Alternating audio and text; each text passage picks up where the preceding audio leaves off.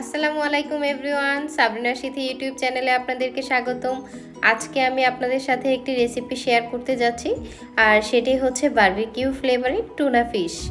সেই টুনা ফিশটা কিন্তু আজকে আমি বারবিকিউ করছি না, তো কিভাবে আমি করছি সেটাই দেখে নেওয়া যাক। প্রথমে আমি এখানে প্রায় 1.5 কেজি ওজনে একটি টুনা ফিশকে কেটে খুব ভালোভাবে ক্লিন করে নিয়েছি, এবং এটাকে আমি খুব ভালোভাবে একটি টিস্যু দিয়ে মুছে নিয়েছি যাতে করে কোনো পানি না থাকে। তো আমি এখানে 2টি স্টেপে ম্যারিনেট করব। প্রথম স্টেপের জন্য আমার যা যা লাগছে সেগুলোকে আমি একটু মিক্স করে নিচ্ছি। এখানে আমি 3 টেবিল চামচ লেবুর রস নিয়ে নিয়েছি, সেই সাথে আমি 1 চা চামচ লবণ নিয়েছি। লবণটা আমি আমার টেস্ট অনুযায়ী নিয়েছি, আপনারা আপনাদের স্বাদ মতো লবণটা ব্যবহার করবেন। এবং সেই সাথে আমি এখানে 2 চা চামচ মরিচের গুঁড়ো নিয়েছি। এখানে আমি লাল মরিচের গুঁড়ো নিয়েছি। তো এইগুলোকে আমি এখন একটি পেস্ট তৈরি করে নিচ্ছি। এটা হচ্ছে আমার প্রথম স্টেপে ম্যারিনেশনের জন্য লাগবে।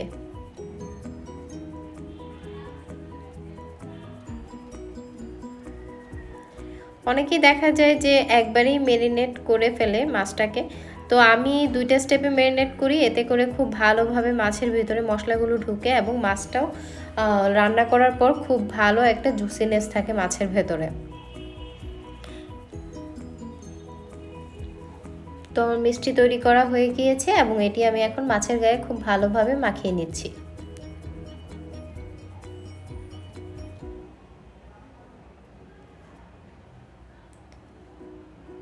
আমার এই মিশ্রণটি মাছের গায়ে খুব ভালোভাবে মাখানো হয়ে গেলে এটাকে আমি 30 মিনিটের জন্য রেস্টে রেখে দেব। এবং আমি আবারও বলে দিচ্ছি, এখানে শুধুমাত্র আমি লেবুর রস, মরিচের গুঁড়ো এবং লবণ, এই 3টি জিনিস একসাথে মিক্সড করে মাছের গায়ে মাখিয়ে নিচ্ছি।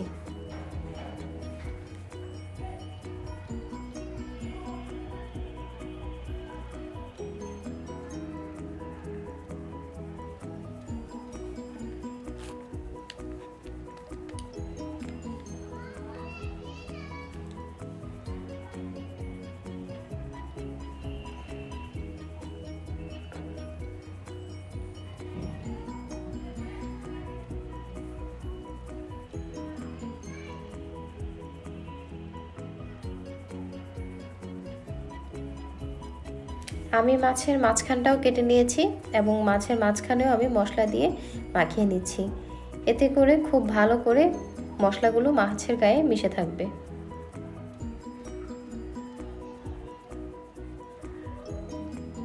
ব্যাস, প্রথম পর্যায়ের জন্য আমার মাছটিকে ম্যারিনেট করা হয়ে গিয়েছে এবং এটাকে আমি এখন 30 মিনিটের জন্য রেস্টে রেখে দেব। তো আমি সেকেন্ড স্টেপের জন্য ম্যারিনেশনের জন্য যে মিশ্রণটি লাগবে সেটিও তৈরি করে নিচ্ছি। এখানে আমি 3 চা চামচ সরিষার তেল, 1 চা চামচ ধনের গুঁড়ো, 1 চা চামচ জিরার গুঁড়ো, 1 চা চামচ বারবিকিউ মশলা এবং সেই সাথে পেঁয়াজের পেস্ট 1 চা চামচ, রসুনের পেস্ট 1 চা চামচ এবং আদার পেস্ট 1 চা চামচ খুব ভালোভাবে মিক্স করে নিচ্ছি। এর সাথে আমি গরম মশলা ইউজ করেছি একটু অল্প পরিমাণে, আপনারা চাইলে গরম মশলাটা অ্যাভয়েড করতে পারেন। এবং সেই সাথে এখানে সয়া সস দিয়েছি 1 চা চামচ, বারবিকিউ 1 চা চামচ দিয়েছি বারবিকিউ সস, এবং 1 চা চামচ টমেটো কেচাপও নিয়ে নিয়েছি আমি। যেহেতু প্রত্যেকটা সসেই লবণ রয়েছে সে কারণে আমি আর এখানে কোনো এক্সট্রা লবণ অ্যাড করিনি।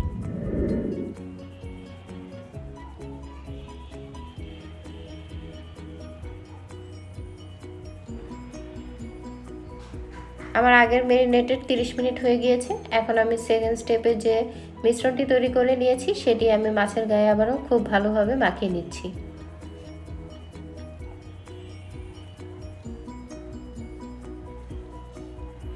আমরা আসলেই মনে করি যে বারবিকিউ করাটা অনেক ঝামেলা, অনেক সময় বারবিকিউ খেতে মন চাইলেও আমরা বাসায় অনেক সময় কিচেনে এটা করা সম্ভব হয় না, যে কারণে আমি খুব সহজেই এইভাবে মাছটাকে করে থাকি। এতে করে হয় কি, বারবিকিউ টেস্টও থাকে এবং খেতেও খুব টেস্টি হয় এভাবে।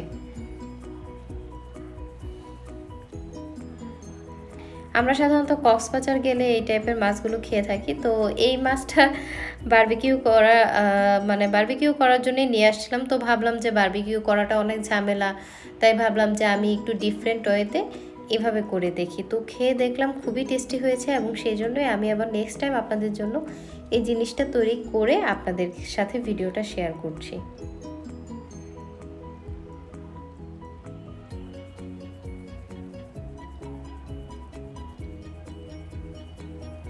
এভাবে করলে হয় কি, আমরা যখন তখনই বাসায় এই যে এভাবে তৈরি করে খেতে পারি।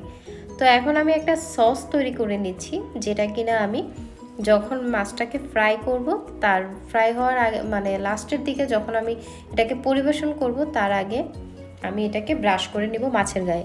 তো এখানে আমি 2 টেবিল চামচ চিনি নিয়ে নিয়েছি, 2 টেবিল চামচ সয়া সস নিয়ে নিয়েছি, এবং সেই সাথে 1 চা চামচ নিয়েছি বারবিকিউ সস। এবং এখানেই শেষ না, এর সাথে আমি টমেটো কেচাপ নিয়েছি 1 চা চামচ, আর নিয়েছি সরিষার তেল। সরিষার তেলটা আমি এখানে 2 টেবিল চামচ ব্যবহার করেছি। তো এরকম একটি সস তৈরি হয়েছে। তো সসটা আমি আসলে আগেই তৈরি করে রাখলাম। এবার আমি চলে যাচ্ছি ফ্রাই করাতে।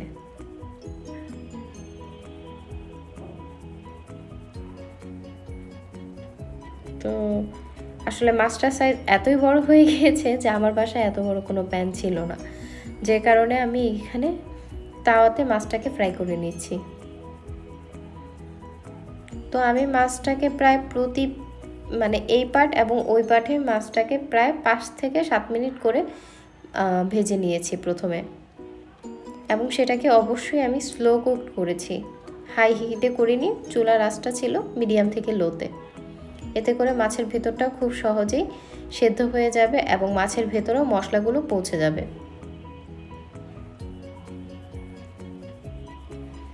তো আমি মাছটাকে এরই মধ্যে উল্টে নিয়েছি। মাছটার এক পাশ প্রায় হয়ে গিয়েছে খুব ভালোভাবে। তো আমি ওই যে সসটা তৈরি করে নিয়েছিলাম, সেটি এখন মাছের গায়ে ব্রাশ করে নিচ্ছি। মাছটি কিন্তু এ পর্যায়ে দেখতে খুবই ইয়াম্মি লাগছে, এবং মাছটি খেতেও খুবই সুস্বাদু হয়েছে। আপনারা অবশ্যই বাসায় ট্রাই করে দেখতে পারেন।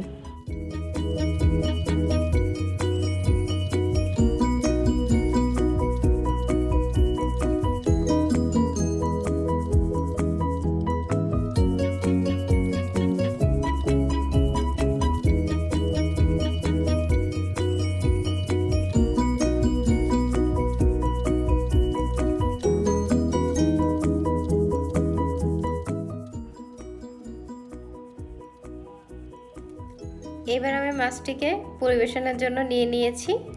তো আমি একটু টেস্ট করে দেখিয়ে দিচ্ছি আপনাদেরকে মাছটি ভিতরে কেমন হয়েছে। ভিতরেও কিন্তু পারফেক্টলি এটা কুকড হয়েছে, এবং খুবই জুসি রয়েছে মাছের ভেতরটা। তো আমার রেসিপিটি কেমন লাগলো অবশ্যই কমেন্ট করে জানাতে ভুলবেন না, এবং আমার চ্যানেলটি অবশ্যই সাবস্ক্রাইব করে পাশেই থাকবেন। আল্লাহ হাফেজ।